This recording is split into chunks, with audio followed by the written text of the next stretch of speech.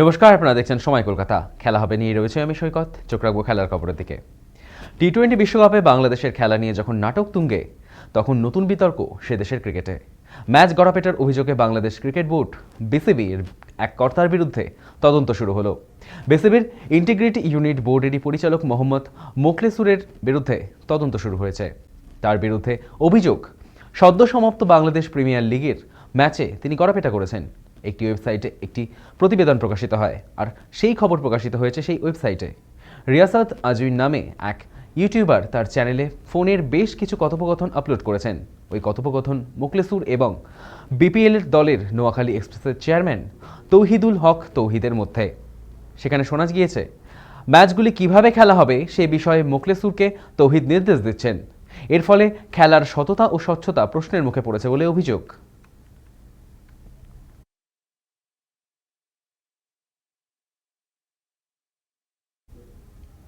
মাঠের মধ্যেই কথা কাটাকাটিতে জড়িয়ে পড়লেন হার্দিক পান্ডিয়া এবং মুরলী কার্তিক। ঘটনাটি শুক্রবার ভারত নিউজিল্যান্ড মধ্যে রায়পুরের দ্বিতীয় টি-20 ম্যাচের আগে ঘটেছে। সূত্রের খবর, ম্যাচ শুরুর আগে হার্দিক যখন মাঠে ঢুকেছিলেন তখন প্রথমে কার্তিক তাকে অভিবাদন জানান, দুজনে হাতও মেলান। তখনও কিছু বোঝা যায়নি, কিন্তু পরক্ষণেই দেখা যায় হার্দিক কোনো একটি বিষয় নিয়ে অসন্তুষ্ট। তিনি পেছনে হাঁটতে হাঁটতে কার্তিককে কিছু বললেন। কার্তিক হাত নাড়িয়ে না না বললে কিছু বোঝানোর চেষ্টা করছেন, কিন্তু তারপরেও হার্দিকের সঙ্গে তার কথা চালিয়ে যায়। তখন তার আঙুল উঁচিয়ে কথা বলার ভঙ্গিমা দেখে মনে হয়েছে তার মেজাজ আরও গরম। তবে দুজনের মধ্যে ঠিক কী নিয়ে তর্ক হচ্ছিল তা জানা যায়নি।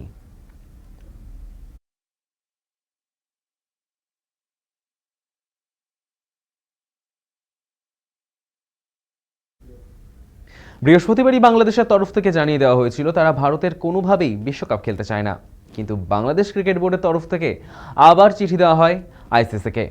বিসিবির তরফ থেকে বলা হয়েছে তাদের আর্জি যেন নিরপেক্ষ কমিটিতে পাঠানো হয়। আইসিসি পরিচালিত কোনো বিষয় নিয়ে বিতর্ক হলে তা অনেক সময় নিরপেক্ষ বিরোধ নিষ্পত্তি কমিটিতে পাঠানো হয়।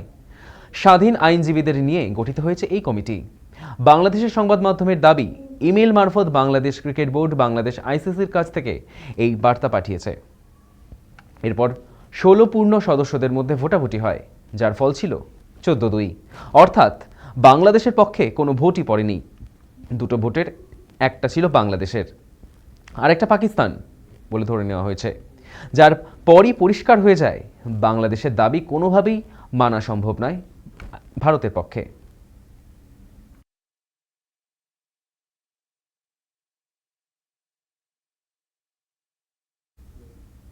তথাকথিত ভয় দূর করতে প্রাক্তন ভারতীয় দলের কোচ রাহুল দ্রাবিড়ের নেতৃত্বে টিম ম্যানেজমেন্ট দুর্দান্ত কাজ করেছিল বলে মনে করেন রোহিত শর্মা। 2011 সালে ওয়ানডে বিশ্বকাপ চ্যাম্পিয়ন, তারপর দীর্ঘ 13 বছর পর 2024 সালে টি-20 বিশ্বকাপ জয়। মাঝে অবশ্য 2013 সালে চ্যাম্পিয়ন্স ট্রফি জিতেছিল ভারত। তাতেও আইসিসি টুর্নামেন্টগুলিতে দীর্ঘ খরা ভারতীয় ক্রিকেটারদের ভেতর কিছুটা হলেও শঙ্কা তৈরি করেছিল। অকপটে জানালেন প্রাক্তন ভারতের অধিনায়ক রোহিত শর্মা। রোহিত বলেন, তিনি নিজে বিশ্বাস করেন ব্যর্থতা কখনো স্থায়ী হয় না, কিন্তু সেটা কাটাতে যে 13 বছর লেগে যাবে তিনি তা ভাবতে পারেননি। 2011 সালে শেষবার ওয়ানডে বিশ্বকাপ চ্যাম্পিয়ন হয়েছিল টিম ইন্ডিয়া। তারপর আরও একটা বিশ্বকাপ জিততে লেগেছে 13 বছর। মাঝে 2013 সালে চ্যাম্পিয়ন ট্রফি জিতেছে ভারত।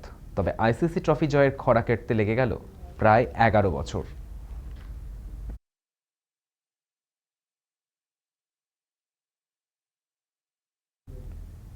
2 বছর পর জাতীয় দলে ফিরে প্রথম ম্যাচে ব্যর্থ হলেও দ্বিতীয় ম্যাচে চেনা মেজাজে ফিরলেন ঈশান। 21 বলে হাফ সেঞ্চুরি পূর্ণ করলেন ঈশান। শেষ পর্যন্ত ইস সৌধির বলে 6 মারতে গিয়ে 32 রানে 76 রান করে আউট হন তিনি। আউটের আগে 11টা 4টে বিশাল ছক্কা হাঁকিয়েছেন তিনি। এমন দুর্ধর্ষ ইনিংসের পর ঈশান বলেছেন, বল দেখে খেলেছেন, বেশি ঝুঁকি নেননি তিনি। হেড স্পেস ঠিক রাখার চেষ্টা করেছিলেন তিনি। ঠিক করে নিয়েছিলেন মারার বল পেলে তিনি ছাড়বেন না।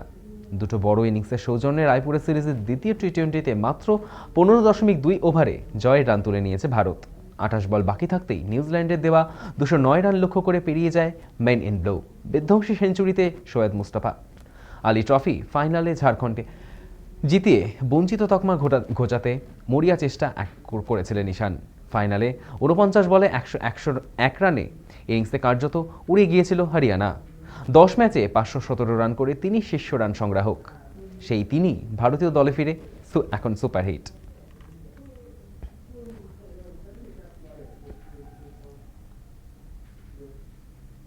খেলা হবে এখনকার মতো এই পর্যন্তই। দেখতে থাকুন সময় কলকাতা, সময় বলবে সময়ের কথা।